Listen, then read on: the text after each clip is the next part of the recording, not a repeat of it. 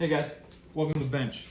Don't mind the mess in the middle of a capper build, but that's not why we're here. We're here for this. This is my two-wheel drive Slash that I call Suba Ford. Posted a pic, and some guys want to know more about the FPV. So let's dive into it, and I can show you what we did, how we did it, and what you're going to need in order to do this really fairly simple FPV mount for a Slash two-wheel drive with a low center of gravity chassis in it, all right? Before I pop the lid off, I want to show you guys. Here's the camera itself. Now I've centered it in the window, and you can just get away with drilling a hole. I had my buddy with a 3D printer, and I hope you all have a buddy with a 3D printer that printed me up this nice bezel that just snapped right in there just to make it a little cleaner looking. But that's all you see from the outside of the truck is just the tiny camera centered in the window. Gives you a real good view from inside, and like I said, I like it nice, clean, and I wanted it to look like it would have if Traxxas built it. This would roughly be how I think they would do it. Popping the lid off, we see the camera is chassis mount, not body mount. I prefer not to body mount very much stuff. I like to just be able to take my lid off and not have to unplug anything. Looking over the build, you'll see the mounting plates that I've made. Check out our Instagram or YouTube page on quick and easy way to make these extra mounting plates. You can see I did one for the front suspension in order to get the truck real low. And yeah, this box is for the FPV. So you'll need to get yourself just a generic receiver box. This receiver box I have over here runs everything else. Now here's the camera. Mounted here. Now this mount, you cannot buy this.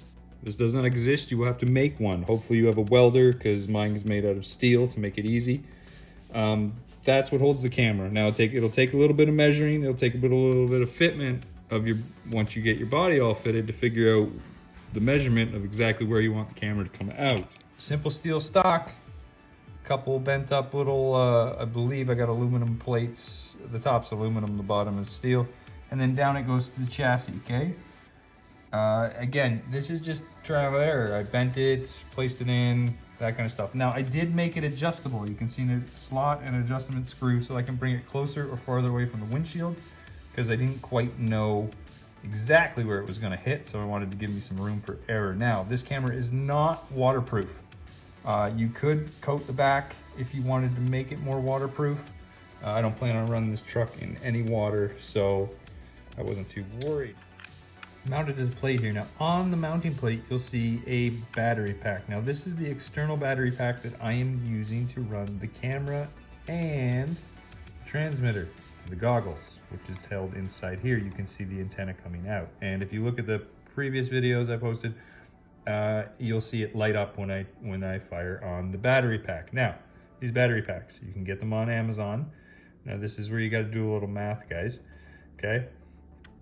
This battery pack, I have a 9-volt battery pack. This camera, when on Amazon, you need to scroll down and it gives you all the specs on all this stuff at the bottom. The power supply needed is 5 volts.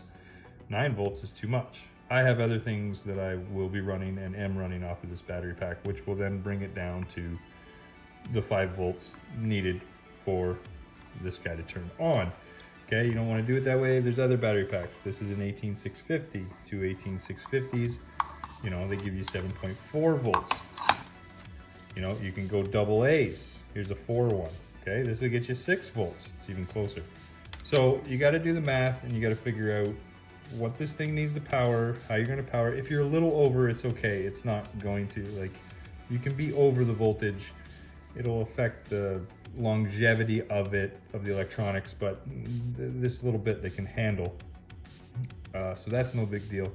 So the camera comes with a diagram on how to wire it. It's really simple. Power source powers that, powers the camera. You will have to do soldering and, you know, shrink tube and all that fun stuff. And as you can see, I love to loom stuff, and I love it to look as neat and tidy as it possibly can. Kind of hoping that this is the way it would look out of the box if you were to buy it this way.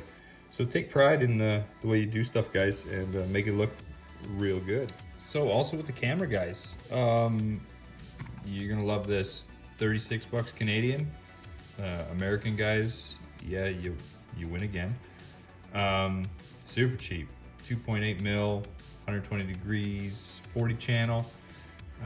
This one's by a company off Amazon, again, by AKK, I guess the company's called. So I will post everything at the end about, you know, what this stuff is, where I found it. I'll give you as much information as I can, maybe a couple links if I can. But yeah, and it's 5.8 gigahertz, so keep that in mind. That's very important, because what we're going to talk about next, but the goggles. Okay, what everybody's been waiting for. Goggles. Look like a huge dork wearing them, but they're awesome. So, Amazon purchase. Super cheap, guys. 130 Canadian, and you only need to buy one pair. The cameras, you can buy multiple cameras. This is something I didn't say, and it's super fun. And you can put these on all your rigs, as long as the cameras speak the same frequency, 5.8 gigahertz. Your other stuff is 2.4, so it won't interfere. And you, like I said, you can buy 1, 2, 3, 4 cameras, put them on all your different trucks, and only have to buy one pair of goggles. These goggles do not have a built-in DVR. They do have ones that do. I got them on my wish list, and then maybe we'll just use this for other people to watch, because it's super weird running the truck like this, but it's awesome. So that's why we do this. So like I said, super simple, pretty simple. That's it.